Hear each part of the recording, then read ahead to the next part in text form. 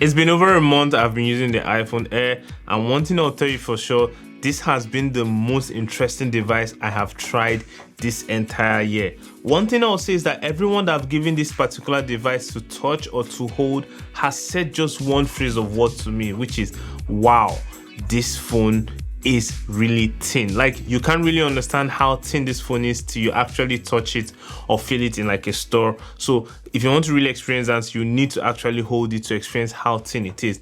But in this video, I'll be telling you how this phone has held up for me this entire month. What are some of the things I have really struggled with, and what are some of the ways I have gotten around those problems. And then finally, we'll decide who this particular phone is meant for and who should be buying this particular device. Let's know if that person is you.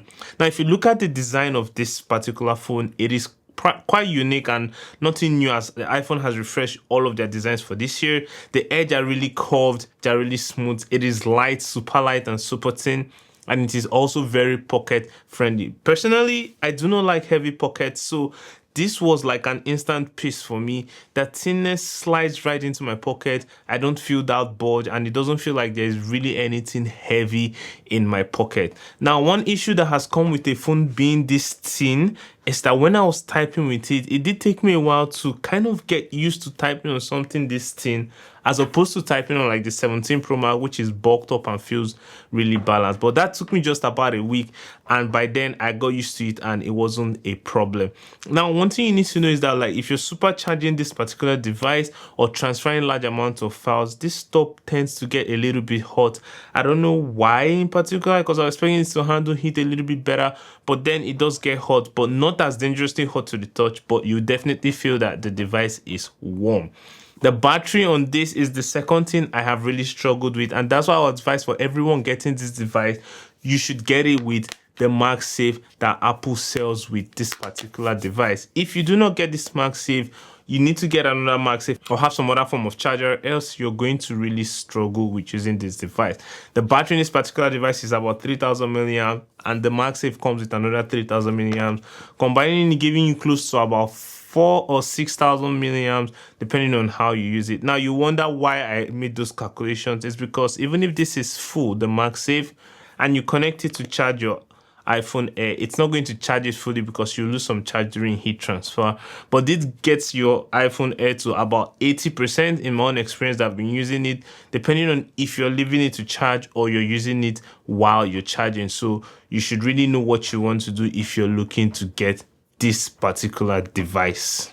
And if you're finding any value in this video, don't forget to like and subscribe. That helps us grow, helps this channel grow, and helps us keep making more videos. So let's just get right back into it. One of the things that has also suffered in this particular device is the lack of the other cameras as opposed to what you have on the Pro. This lacks the zoom and the this lacks the ultra wide and the telephoto lens, which for me, I feel it's not the worst thing to happen. Now, here's the truth. Most people, they just pick up their phone and shoot, and they even have no idea which lens is what if you ask them to point it. So the camera here pretty brings out a really good image and video that you can use for social media, and you can also use to film some content online. Obviously, you're not expecting something super cinematic, but I'm telling you that the cameras here, the pictures are really vibrant and they feel and look super clean.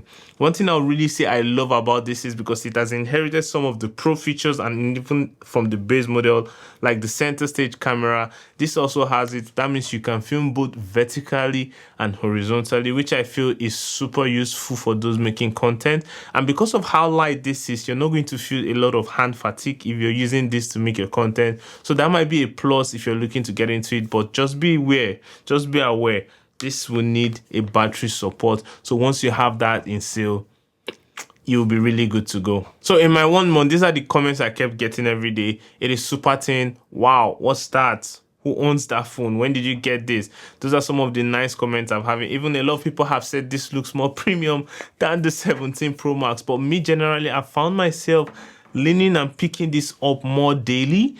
as opposed to that of the 17 Pro Max. And that has been a shocker for me because I consider myself a pro user, but I've always had this my MagSafe with me, and it has helped me. Most times I get to almost like 6 p.m. before like my battery starts giving out, but I get up to like 3 to 4 hours screen on time, which is really good for me. But you might be wondering, who is this particular device for? I'll say if you're a superpower user that is really dependent on battery, if you're in a region where the battery is not, electricity is not super good, I would say just avoid this device completely. This feels so experimental to me. For now, I feel like the Air 2 might actually be better. But when you're buying iPhones or you're spending that kind of money, you want to buy something that can last you at least 3 to 4 years. So that might not be for you. But if you're looking to try some of the new innovations, battery is not really a problem, you're not a super heavy user, just for something light on the go, then this would definitely kind of appeal more to you, and it's not going to disappoint you in terms of performance or camera speed or even camera brightness or sharpness. This will get you through there. But now here's the question: has any of you started using the iPhone Air? What are your thoughts with it? What are the issues you have faced?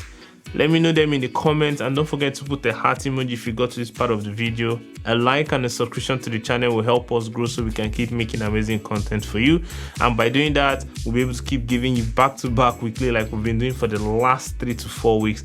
Thank you so much for the support, and I'll see you in the next one. Peace.